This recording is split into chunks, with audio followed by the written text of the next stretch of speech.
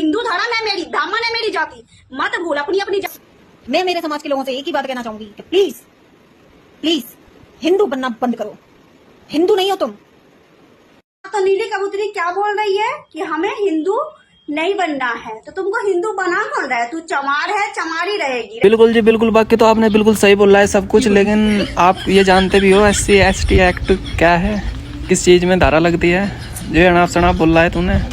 अरे इस मौके पे तो मैं सबसे बड़े अपने समाज को चूतिया समझता हूँ जो अब भी इन अनभक्ति में फंसा हुआ। बे उनकी दुकान है, तुम लोग उनके कस्टमर हो। इंग्लिश में बोलते हैं कस्टमर, हिंदी में बोलते हैं ग्राहक, अरबी में बोलते हैं जोबन या लाताल जोबन।